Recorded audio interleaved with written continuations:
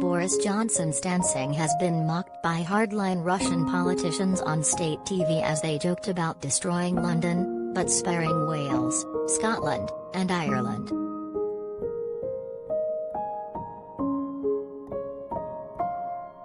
Amid the ongoing partygate scandal,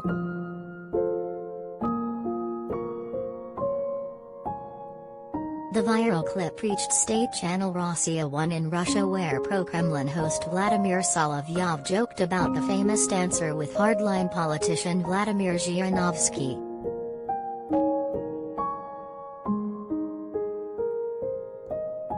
The pair scoffed at the dancing prime minister, making threats towards Russia, as they also warned of a big tragedy ahead for Europe, with London in the crosshairs.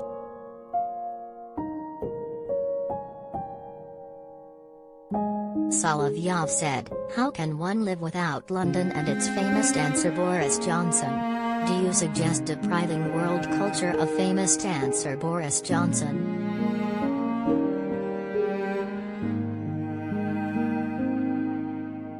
"These are the people threatening us, telling us who we should be. Great country, she is with a sword."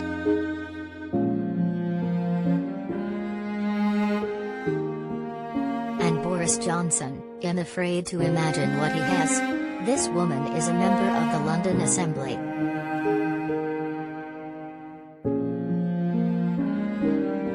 In the stark and chilling ramping up of rhetoric amid fears of a new European conflict, the ultranationalist figures taunted the West with obliteration if it fails to give Vladimir Putin the security guarantees he demands.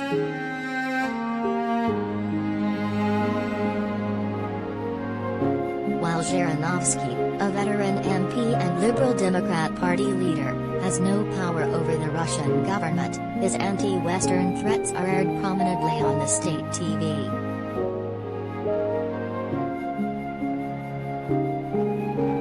He said, "They're partying for the last time. Champagne, whiskey, there is a big tragedy ahead for humanity, for Europe. There can only be a solution by force, no other."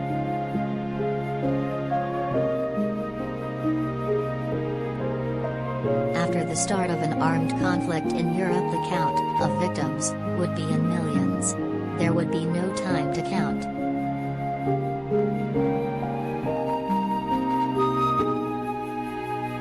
He told the TV audience, "Stop flying to New York, this city will soon no longer exist."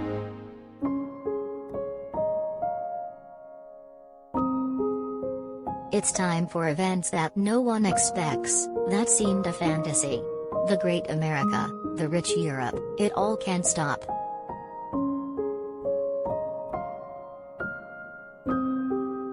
With some part of Europe disappearing.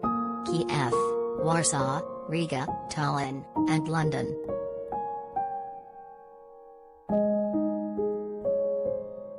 Not all Europe should be destroyed, but London, yes. Let the Scots, Irish, Welsh live.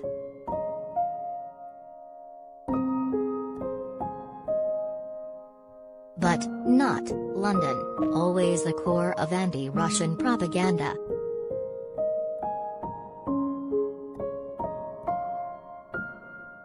Zhirinovsky, 75, is leader of the ultranationalist Liberal Democratic Party and a six-time candidate in Russian presidential elections.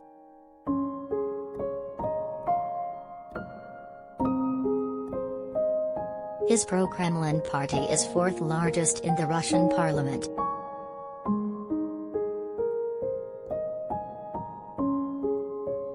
He declared, "We demand that the West's weapons be moved away from the border with Russia."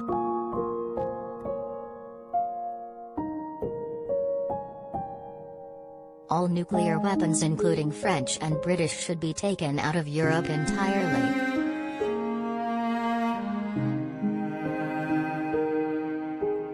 And if all of these requirements are not met, and they will not be met, then there will be just one sanction left.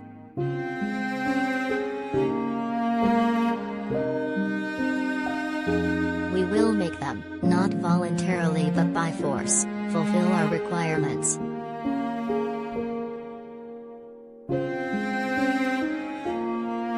for a long time, forever, to exclude the threat for Russia from the West. This is why there should be no West.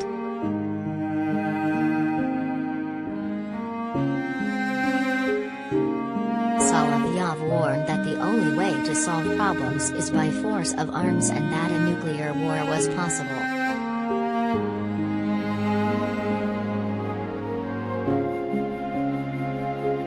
On the same TV show, Professor Dmitry Evstafiev, of the Moscow Higher School of Economics, advocated the denuclearization of the degrading British monarchy which, with its atomic weapons, resembles a monkey with a hand grenade prepared to pull the pin.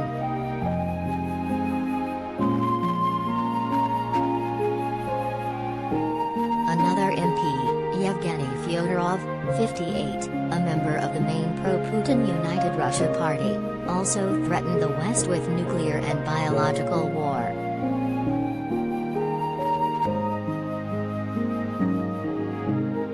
In a blast on YouTube he warned that Putin could decide on using atomic weapons.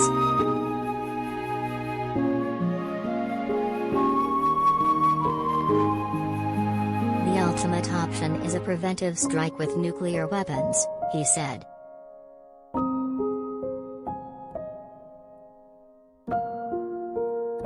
Or even just with strategic missiles at a training ground in Nevada.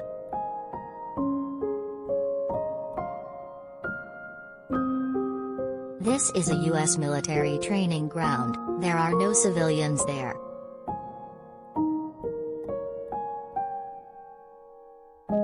If we give a 2 or 3 day warning, this is quite a good option.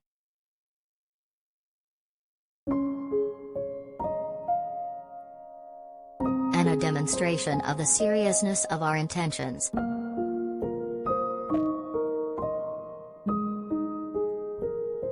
Fyodorov, founder of the National Liberation Movement, said another option for Putin, if the West viewed him as bluffing, was to destroy alleged U.S. biological laboratories built in recent years in ex-Soviet states such as Kazakhstan and Georgia.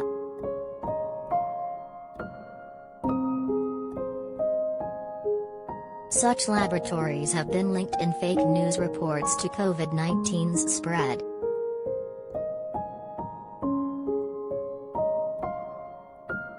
If he sees the Americans don't understand and thought it was a bluff, then let's bomb their labs with biological weapons, he said.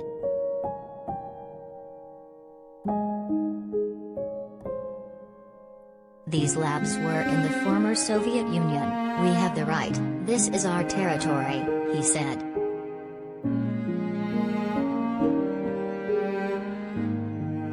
There are U.S. troops there and biological laboratories.